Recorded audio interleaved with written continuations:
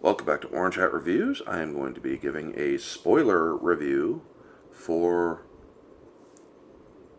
Bad Batch Episode 10 Common Ground.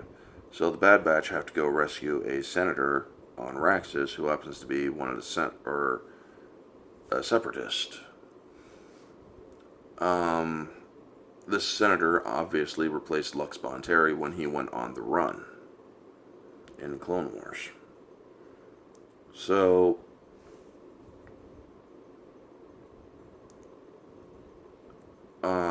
this episode also has Omega sitting this mission out, which comes to play in this later on in this episode in a small way, which is a good touch. However, I want to address what's quite obvious. There's going to be a lot of Omega is a Mary Sue YouTubers claiming, "Oh, here's the definitive proof that she's a Mary Sue. She's automatically great at Dejarik." Well, I'm going to tell you a story that I have experienced in my own life, where I was playing chess with a few friends, and one of our friends, who actually is a genius level intellect, never played chess a day in his life.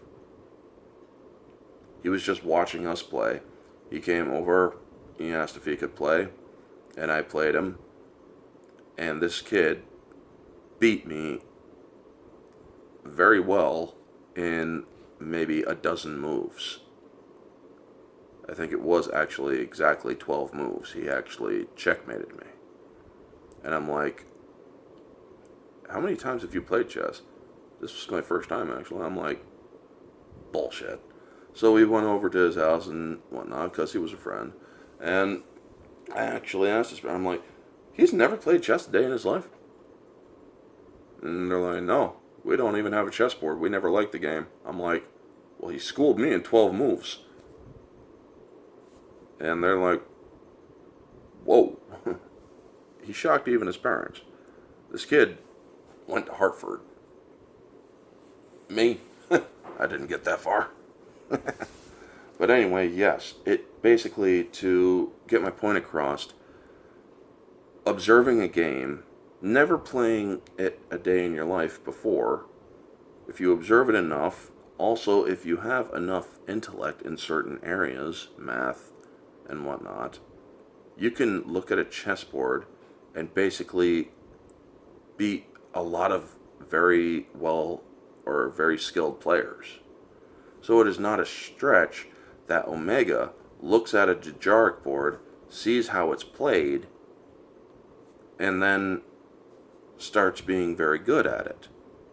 Remember, she's been there for a few days, or for the day or whatever that the Bad Batch is on the mission on Raxus. So she's moping, she's scrubbing the place up like they were told, but off screen she could have been observing the people playing Dejarik. So yeah, folks, if you are still in the Omega is a Mary Sue camp, hate to break it to you, but she's still not a Mary Sue. I'm sorry.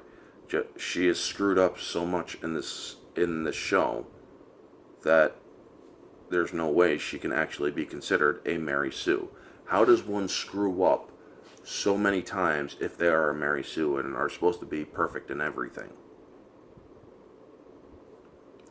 As for the rest of this episode, where it's the mission on Raxus, Echo not trusting a separatist or a separatist droid is very, well, basic, because he has his experience against the Clankers and the separatists. Yeah, I don't blame him one bit. It's a good touch that he actually has a bias against the separatists. But they have to find the common ground, which this title is, to basically say, well, we're all against the Empire now. Now, this premise of this story, where a senator is being held and they need to be rescued and whatnot and spirited away, is a kind of a halfway ripped off story from the novel Dark Lord, The Rise of Darth Vader, where Senator Fang Zar had to get relocated because, well, he was going to get arrested for speaking out against the Empire. The only thing that didn't happen in this episode, which would have made it a complete ripoff, is Darth Vader coming down and killing the senator before the Bad Batch could escape. That is what would have made it a direct ripoff. However, taking parts of a story is not, or is actually easy to catch, especially if it's a story that I like from the EU. Dark Lord, Rise of Darth Vader is one of my favorite novels because it lets people know what it's like to be in the suit of Darth Vader. Yeah.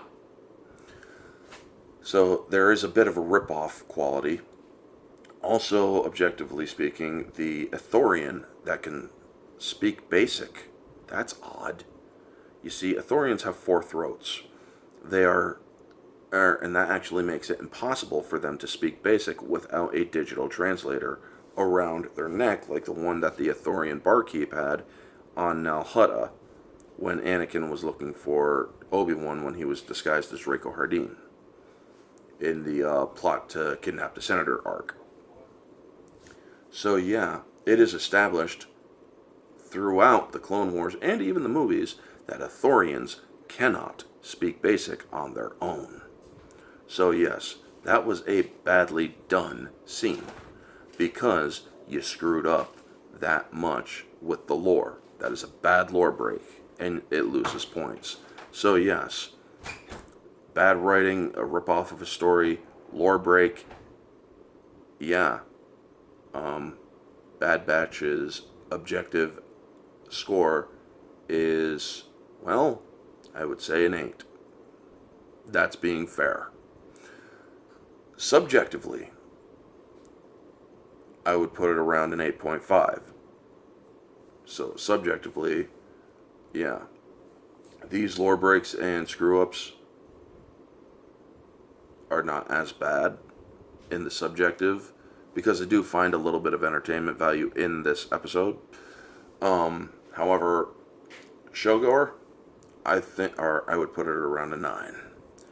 This episode is decent, but it could have been better, and it could have been a more original story, and it should have been a little bit more respectful to the lore. There is problems with the Bad Batch. It's not a perfect show, but it's actually not too bad if you think about it from a multiverse standpoint. I will never consider Disney canon as the original canon. EU Legends, that's the real canon. It follows the established lore that was set out by the movies.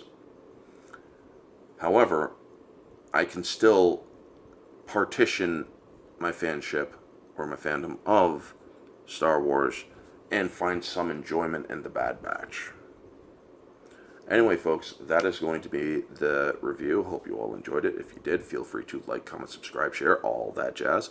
Let me know your thoughts down in the comment section below. Do you think that Omega is a Mary Sue just because she can suddenly play Dejarik very well after observing it? Or do you agree that in real life situations, similar things have happened? And what did you think of the Bad Batch episode Common Ground? Let me know all your thoughts down in the comment section below. This has been Orange Chat Reviews. Stay humble.